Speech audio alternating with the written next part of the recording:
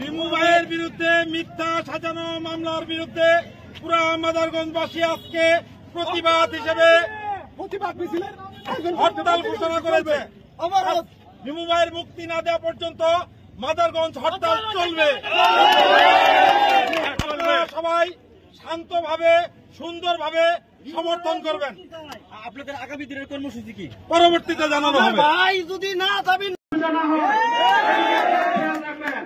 আগামীকাল সকাল থেকে এই মাদারগঞ্জের ৭২টি ওয়ার্ডে সকাল ৭টা থেকে রায়হান রহমতুল্লাহ রিমুর মুক্তি না হওয়া পর্যন্ত হরতাল ঘোষণা করা হল। কোনো দোকানপাট খুলবে না, তবে পাশাপাশি আপনাদেরকে লক্ষ্য রাখতে হবে যেহেতু এইচএসসি পরীক্ষার ভাই বন্ধুদের যাতে কোনো অসুবিধা না হয়, এইচএসসি পরীক্ষা দিলে আপনারা সহযোগিতা করবেন। তারা যেন অবাধে তারা যেন তাদের পরীক্ষা কেন্দ্রে এসে পরীক্ষা দিতে পারে, এই ব্যবস্থাটা আপনারা করবেন। আপনারা হসপিটালে পৌঁছে দিবেন। প্রয়োজনে আমরা শিক্ষার্থী এবং অসুস্থ ভাই বন্ধুদেরকে আমরা কেন্দ্রে পৌঁছে দেব।